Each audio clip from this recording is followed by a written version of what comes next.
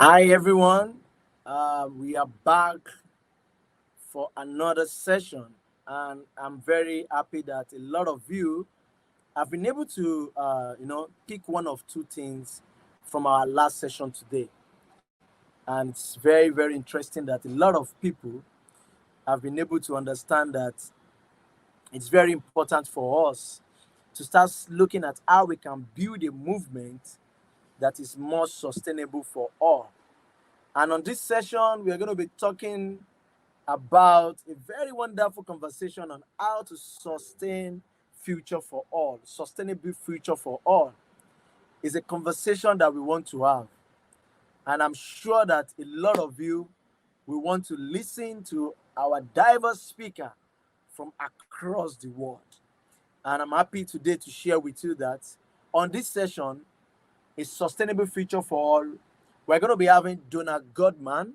She's the founder of Earth Child Institute, former UNICEF Water and Climate Change Education, and Rosalind Ubeniza from National Spiritual Assembly of the Bayans of the United States DGC Youth Representatives Steering Committee, and also Kevin Osu, CEO OJD International from Togo.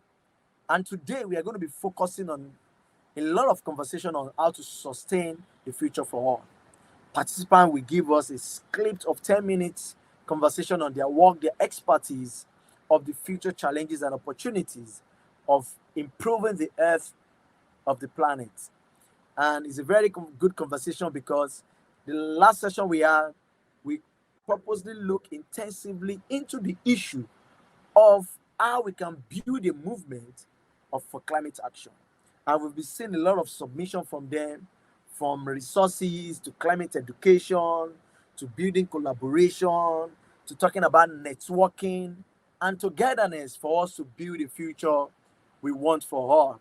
So here today with me, I have Donna, and she's going to be speaking to us in 10 minutes on how she has been working on this issue and how she has been engaging young people across the world and the opportunity she has been giving to them to improve the earth of the planet. Donna, you have the floor. Thank you. Hi everyone. My name is Donna Goodman, and I am so pleased to be here today and talk to you about a sustainable future for all. My career, obviously, I'm not a youth delegate. My career has been all about empowering children and youth leaders to work with children. So I have decided to talk about this in three ways today. And I have some slides that I can upload later. It's really reference material anyway. So maybe it can be distributed to you later. So the three areas that I wanted to talk about are where we came from, which mostly I'm sure many of you know, and where we are today in terms of sustainability in this world, and where we are going and where I'm going personally with my work. So where I have been is I am the founder of Earth Child Institute, which is an international NGO based in New York at the UN, and which has ECOSOC consultative status on behalf of children, and an observer organization to UNFCCC, and some other affiliations as well. And the idea since the founding in 2002, 2003, is empowering young people, youth, as in this forum, to work with children. Because I have found a gap um, in the education space and with um, youth working with children as a vocation and a way toward a sustainable future for all. So Earth Child Institute has been doing that for about 18 years. We're in Ghana, Brazil, Cameroon, many other countries as well. And the model is the reason why I'm not actively involved anymore is seriously because the model is youth leaders working with children. So it is completely led by a youth team, global youth team, as I said, in Brazil, Ghana, Cameroon, and so forth. And after founding Earthchild Institute, I went to work for UNICEF, and I worked in water sanitation and hygiene and children's environmental health at UNICEF for about 15 years.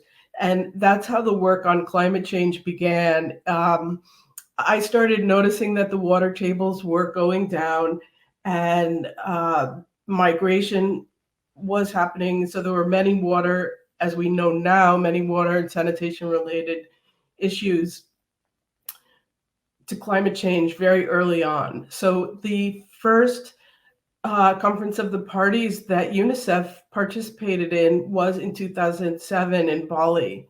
And that was when I started my work on climate change. Um, and so there have been so many global agreements, as we know, and we're just off the COP26.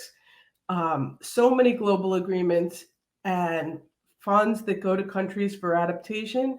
But to this day, there is not a formal allocation of funds for education, for youth, for schools, for children. And in fact, when I started in Bali in 2007, there was no YUNGO, there was no youth constituency of the UNFCCC. The original convention did not have a constituency for youth. So myself as UNICEF and a colleague at UNFCCC worked with some governments to get the YUNGO started, which is one of my more proud accomplishments. It was launched, the youth constituency was launched in 2009. Um, so I think in the interest of time, I'm going to come to the second area, which is today, which is so important. And in this conference, the global green growth idea of water, energy, eco renewables, and so forth, all of that needs to be taught in skills based, vocational, not just vocational, but knowing. So, a big part of the work that I have done all these years started in Kenya, in a place called West Pokot, Kenya. And it was a really amazing school supported by UNICEF, and the kids brought me around. There was one tree planted per child. There was a vegetable garden. There was a flower garden that they were selling the flowers for income for the school, and a solar water pump. And after all of that tour and seeing these amazing things at that school, they brought me over to what they call talking walls because they didn't have the textbook. So they, with a pointer, showed me the life cycle of the plant. And they talked about photosynthesis and how the plant is germinated and so forth. And I asked them, what does this have to do with what's going on in your garden? And nobody knew. And then I started a global search. Do kids know, like, if the school has solar panels on it, if they're catching the rain, anything, what they're doing with the garbage in a school anywhere? Do they know what that has to do with what they're learning in science, what they're learning in social studies, what they're learning in history? And the answer was no. My own kids here in the US and their friends didn't know. And I've worked in more than 60 countries with hundreds of thousands of kids. And seriously, I went around with this quest and nobody knew how these things are connected. So this is the reason why I do what I do, because I think that the skills-based knowledge being applied to what we learn in school will contribute really largely to a sustainable future for all. There are 2.2 billion children on Earth today. And with youth, I don't know the number, but if you go together with the ages of youth, I'm sure it's more than 1/3 of the global population. So why is it that there's a third of the global population that isn't having allocated funding to learn how these things work? And so in this forum, specifically, as someone who's worked in water and energy and climate change for 20, 30 years, I could have spoken in one of the professional forums for water or for energy, but I chose youth because you are the future. You are um, everything today that will make sustainable future for all possible. So the third area is where we're going. And where I'm going is that I have, so after UNICEF, I worked for Swarovski and in the private sector, opening up schools on the great rivers of the world, the Nile, the Ganges, the Mississippi, the all the great rivers, the Yangtze. And I realized that working with hundreds or thousands of schools in dozens of countries is no longer enough. The world behaviors and the world need to change now.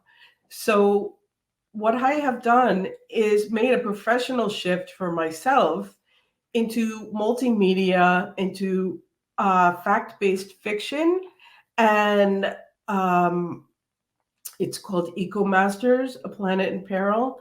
And all of the Eco Masters are the age of 13. It's girl led. It's all the magic is environmental, through water, through climate change, through ice and fire and the elements of the world. And the reason why I've done this, we're working on an interactive game now and toward digital media. There are 2 books so far. The second book is coming out in a few weeks. And the main characters are in the US, Malawi, Laos, India, and they have to get to a hidden training center in the Amazon River Basin. So it's all about building skills and teamwork. And the reason why I've gone into the mainstream media is that I want to be able to reach millions versus thousands, because I think the time is now. And I think that the younger generation, especially the children of today, are more highly evolved souls. You guys, as youth leaders, are, heads and shoulders above my generation. And the children are even further along. I have a 7-year-old granddaughter who lives here in the US, and she takes a ninja warrior class. And she knows where her water comes from and what to do if the power goes out and how to climb walls and things like this that generally are not talked about in the adaptation area. I wrote a classroom resource manual on climate change and disaster risk reduction for UNICEF about maybe 8 years ago. And the idea is linking child-friendly schools with the need for mapping the environments, mapping the community, and so forth. And so I think that the time is long past when we really need to find sustainable allocation of funds to work with children, to train young youth for a vocational path, and mainstream climate change education, water education in schools everywhere, not just in developing countries, not just in industrialized countries, but everywhere right away. Because as we all know, the ball is already rolling. The climate change, with all the mitigation in the world, things are already happening. And the survival skills and risk reduction that we all need, and the opportunity in the green economy for all of you as youth leaders, um, is just magnificent. And so many child delegates that I worked with, 20 years ago, are professionals as yourself, um, and leading the call now. So it's really my huge pleasure to be here with you today. And I would love to answer any questions. And please do download the slides. There are specific references to the historical milestones in this work, and a little bit more about the EcoMasters, a little bit more about the educational approach. And it's my pleasure. Thank you. There. Thank you very much, Donna. I was actually listening to you from the back end. So it's very interesting for the kind of work you have been doing and for us to understand that continuity and progress in building a sustainable future is one of the greatest ways to help our future, all our children, all our people to grow and to build their own future. And I can say creating a sustainable future, including tackling climate change and reversing nature loss, is not something anyone or any organization can achieve alone. Number one, like all we said, it requires good decision making and engagement with different divers on issue on complex socio economy and environmental challenges. And that is why it is very necessary to partner with government, businesses, communities, and to build a better future for all. And that is what you have been doing right from your journey from UNICEF, even from your journey to set up this Earth Child Institute, and it's to work on water and climate change education, which is very, very important. I'm so happy because a lot of people listening to your journey and how you are building the future for all. We understand that dedication and passion is what gets you to this place. And as much as like I'm like your grandson, because you have a lot of grandchildren. You have a lot of grandchildren that's looking up to your wonderful and great work you are doing in the space to make sure that all of us have that voice, have that courage and ability to walk around water, climate, biodiversity, land restoration, and all other related issues when it comes to building a sustainable future for all. I'm very happy because you've shown us the power of continuity.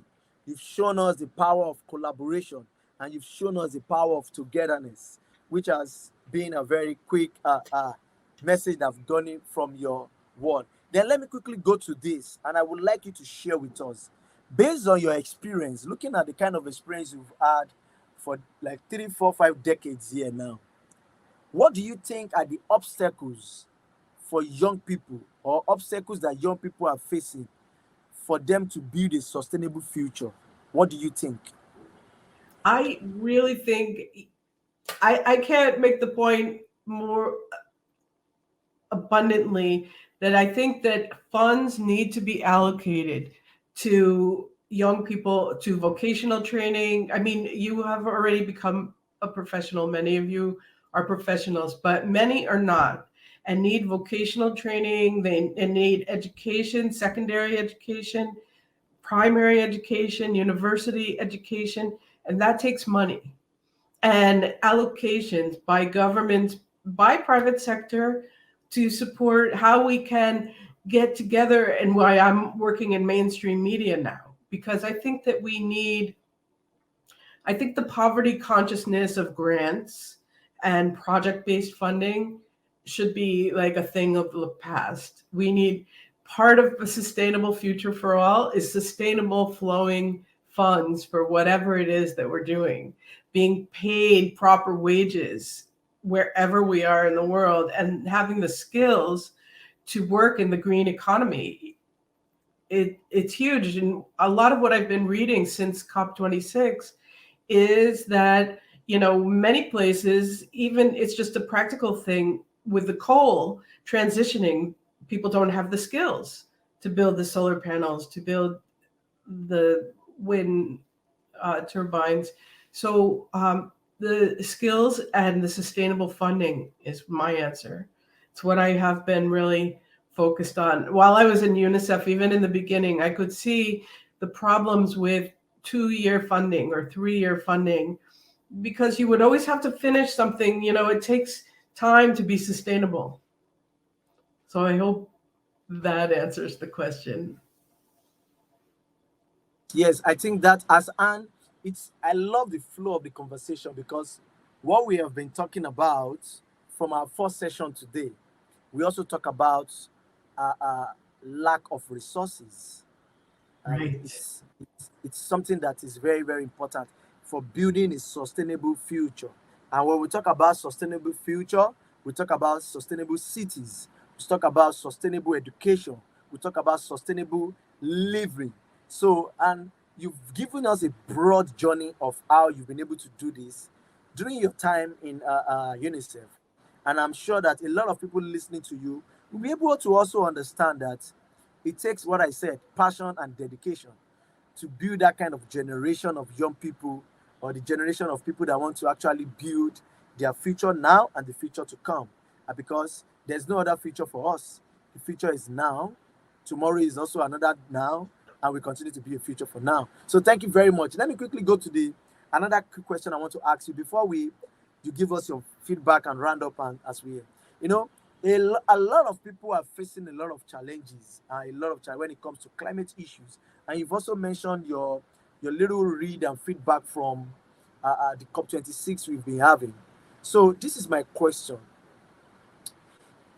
how does youth need to adapt for a sustainable future for all? Because a lot of commitment promises have been made during COP26. And what is the place of young people? Do we need education?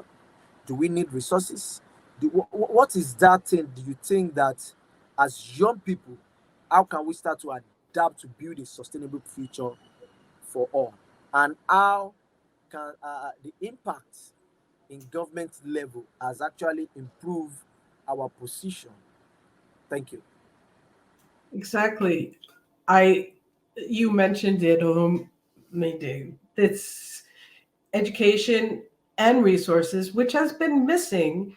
And one thing that I learned in many countries working on mainstreaming of climate change in the government level is that climate change funds, whether it's adaptation, mitigation, or water, or anything, it usually goes to a finance minister. And then the finance minister maybe talks to the environmental minister, or maybe there's public works, but there's very rarely a youth delegate in the mix or an education minister in the mix. So they work, when the money gets to a country, it goes into finance, which is a very small tunnel. And I think that advocating at the national, at the local level for sustainable budget line funds is really incredibly important, especially now that, after COP26, money is flowing. Now, in terms of education, most countries have an Article 6 focal person. So that Article 6 focal person should also be involved in the budget negotiations once funds get to a country. So, for instance, even here in the US, they're talking about climate change education, mainstreaming, but they're talking a lot about science of mitigation, greenhouse gases, things like that. And we've come to a time now that it's happening already, and we need to know how to adapt and to survive and thrive in this. And youth and children have that in their heart. I mean, it's your world. So it behooves you to get involved and adapt to the realities more than it does so to maybe someone my age or older than me sitting in a finance ministry who doesn't even you know think about education. you know it's been so long past their time of education or their children's time. So I think that that is the answer. Yes, thank you very much. Thank you very much, Donna. And I would say that the hope is very, very high. And young people need to start looking at how we can work together. Yes. And like one of our speakers said today, that the best tool is collaboration, the best tool is networking, and the best tool is togetherness. And for us to achieve a sustainable future for all, we need to start looking at those tools that will help us to drive innovation, that will help us to address global challenges like poverty, inequalities, climate change, natural loss.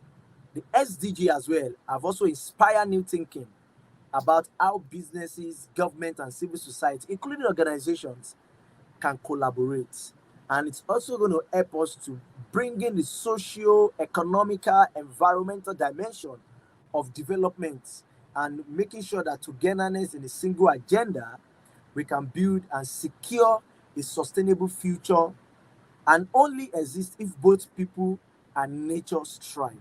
And from your submission today, it has shown to us that it is now up to us, all of us, to work together in creating a better future.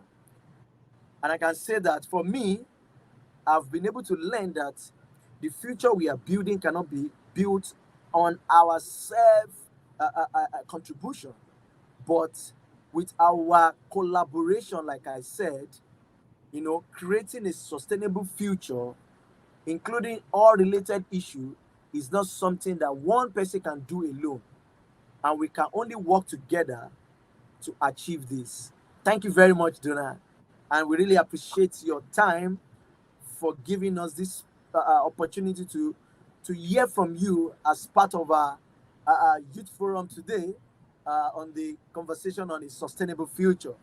And I want to us to end with this, which is very, very common that we need to have.